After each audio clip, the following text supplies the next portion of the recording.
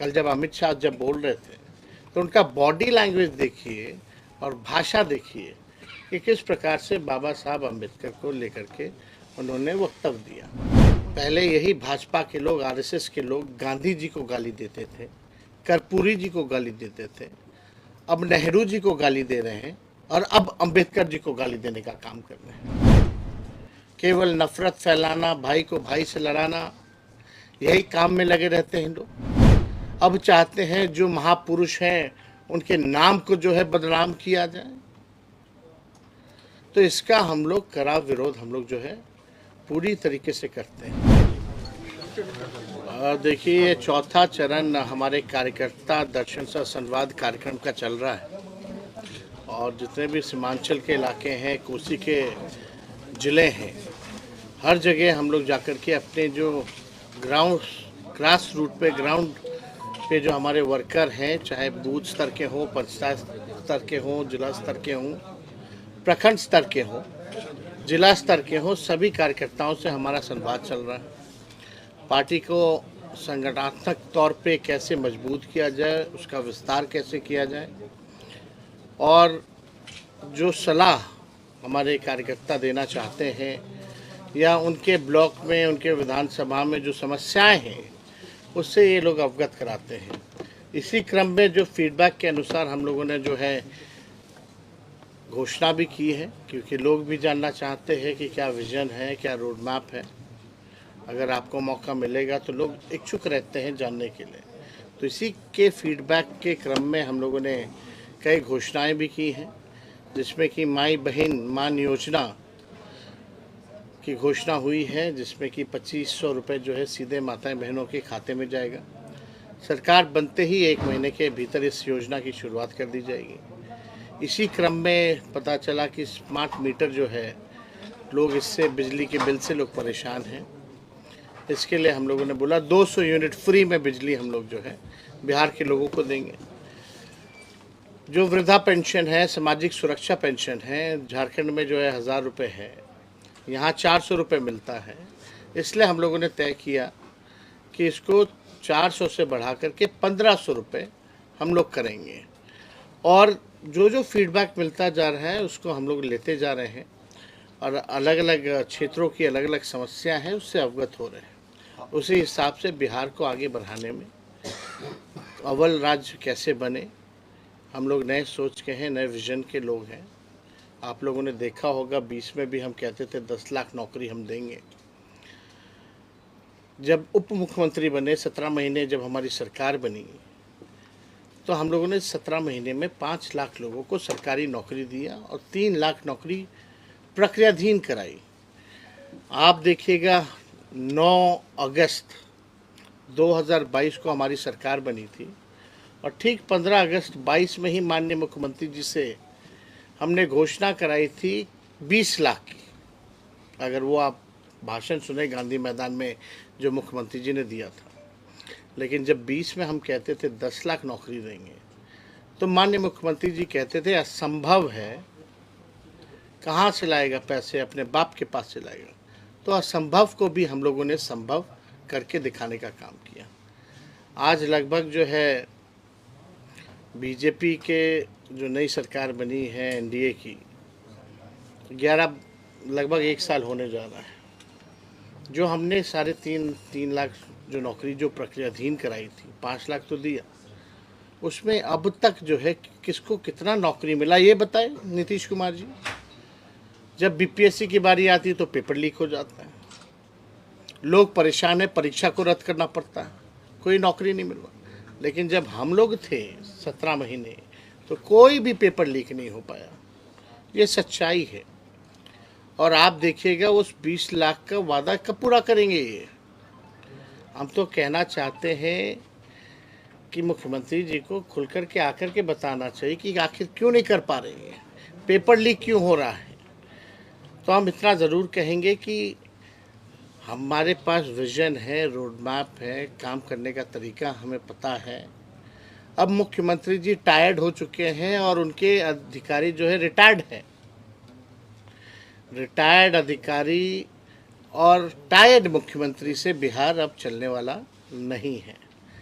तेजस्वी आगे आगे रहेगा और मुख्यमंत्री जो है उसी के नकल करते करते पीछे पीछे उसी काम को गिनवाने का काम करेंगे। जो कि खुद कहते थे पहले असंभव है, उसको हम लोगों ने संभव करके दिखाने का काम किया। वही नियोजित शिक्षक से हमने वादा किया था जब भी सरकार में आएंगे तो 4.5 लाख जो नियोजित शिक्षक हैं उनको राजकीय कर्मी का दर्जा देंगे। हम लोगों ने वो भी दिया, राजकर्मी का दर्जा दिया। तालमी मरकज़ हो, विकास मित्र टोला सेवक, स्वयं सहायता समूह, आंगनबाड़ी, आशा, सबके मानदेय को भी हम लोगों ने बढ़ाया। जाति आधारित गणना भी कराई। हम लोगों ने आरक्षण की सीमा को भी 65% जो है बढ़ाने का काम किया। EWS 10% एज इट इज़ रख के टोटल आरक्षण 75%।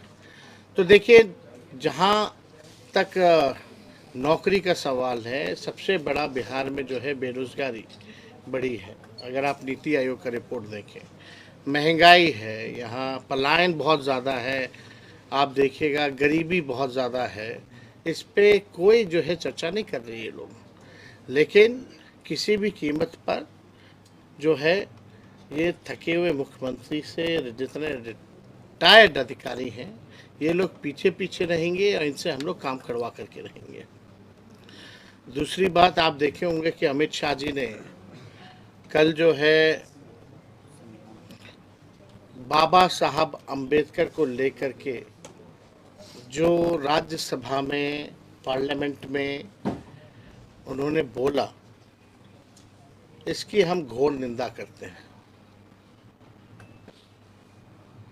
पहले यही भाजपा के लोग, RSS के लोग गांधी जी को गाली देते थे, कर्पूरी जी को गाली देते थे, अब नेहरू जी को गाली दे रहे हैं और अब अंबेडकर जी को गाली देने का काम कर रहे हैं।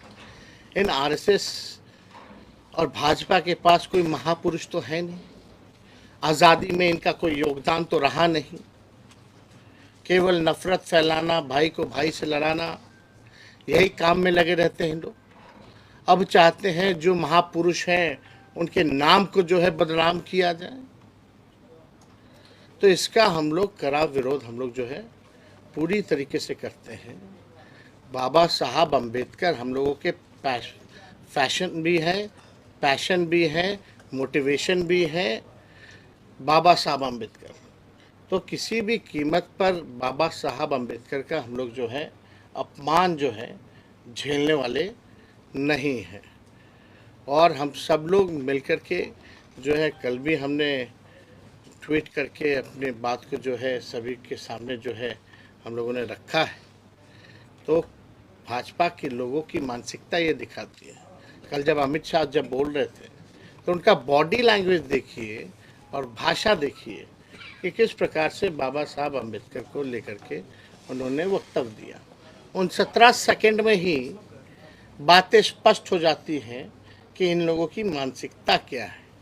हम लोग तो कई बार कहते रहे ये लोग संविधान विरोधी लोग हैं। ये पूरी तरीके से ये लोग बाबा साहब अम्बेडकर का जो है नाम को बदनाम करना चाहते हैं।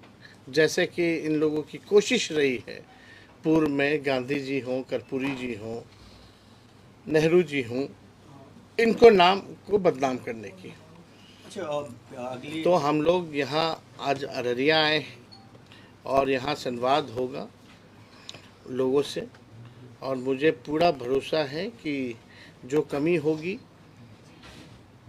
संगठन को कैसे आगे बढ़ाना है, जो भी कमी होगी उसकी हम लोग भरपाई करेंगे, कमी को दूर करेंगे और एक मजबूत संगठन के रूप में हम लोग जो है बिहार में जो भी चुनौतियां हैं फिरकापरस्त शक्तियों के आगे, उसको हम लोग करारा जवाब देने में कामयाब ही नहीं होंगे बल्कि सत्ता से भी बेदखल करेंगे।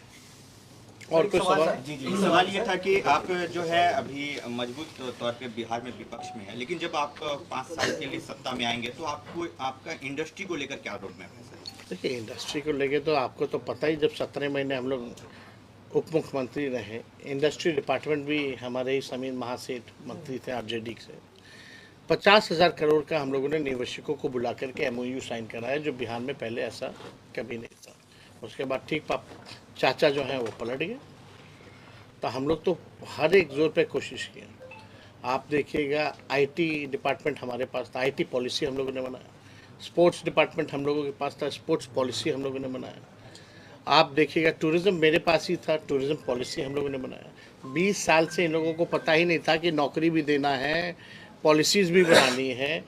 आईटी पॉलिसी से लेके टूरिज़्म पॉलिसी, स्पोर्ट्स पॉलिसी तो ऐसी बनी है कि जो देश के लिए, बिहार के लिए मेडल जो जीत के ला रहे हैं, उनको भी हम लोगों ने डीएसपी रैंक तक का जो है हम लोगों ने नौकरी का प्रावधान ही नहीं किया, बल्कि ऐसे 73 खिलाड़ियों को हम लोगों ने अपने हाथों से नियुक्ति पत्र वितरण किया।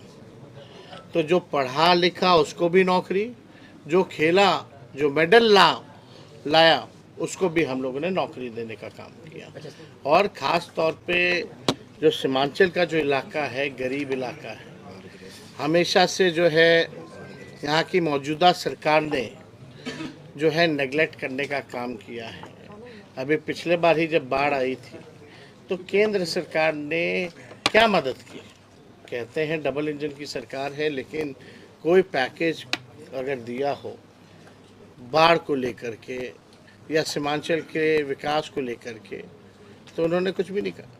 ये हम लोगों के एजेंडे में ये भी है कि सीमांचल के विकास के लिए जब हम लोगों की सरकार बनेगी तो एक डेवलपमेंट अथॉरिटी का हम लोग जो है गठन करेंगे, ताकि सीमांचल के विकास और प्रगति में गति बढ़े, यहाँ के लोग तरक्की करें और सीमांचल का इलाका जो है आगे बढ़े। क्योंकि इस एरिया से ज़्यादातर हम लोग देखते भी हैं पलायन भी बहुत ज़्यादा है, गरीबी है, बेरोज़गारी है।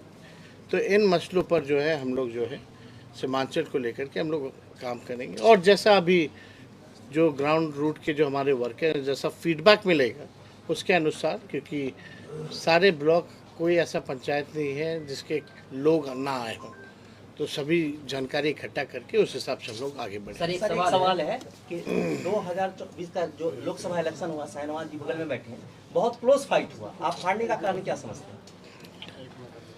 हैं? देखिए, अब इसका विश्लेषण तो हम लोग इंटरनली हम लोग कर ही चुके हैं, लेकिन बहुत ही कम मार्जिन से जो है यहाँ हार हुई है। और इसको देखते हुए हम लोग जो है कदम भी उठा रहे हैं, लेकिन हमको नहीं लगता कि इस चीज़ों को जो है सार्वजनिक करने की ज़रूरत है। हमें कारण पता है और उस हिसाब से हम लोग जो है आगे बढ़ रहे हैं। वन नेशन वन इलेक्शन पे आपकी पार्टी का क्या स्टैंड है?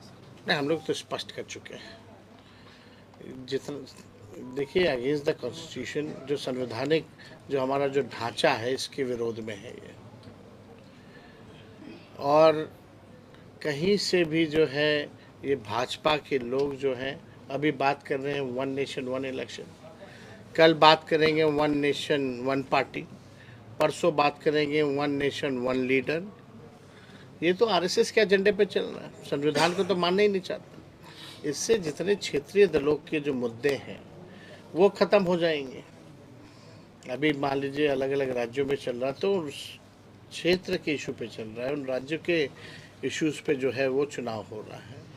और इलेक्शन कमीशन तो टीटीएम है मोदी जी का, ताबड़तोड़ तेल मालिश करने वाला, जो बाई इलेक्शन एक साथ नहीं करा सकता, जो 4-5 राज्यों का चुनाव एक साथ नहीं करा सकता, उससे क्या उम्मीद रखी जाए।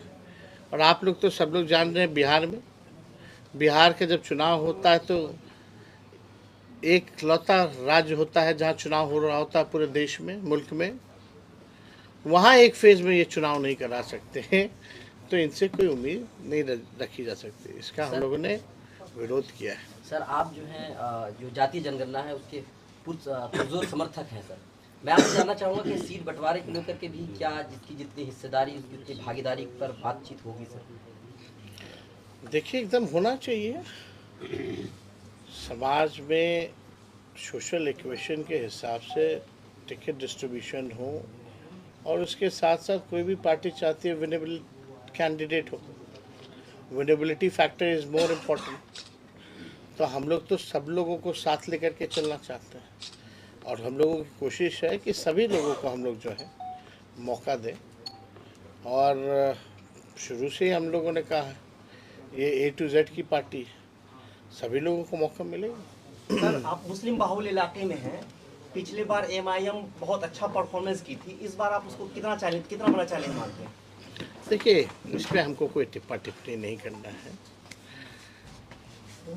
सबका पार्टी है, सबको अधिकार है चुनाव लड़ने का।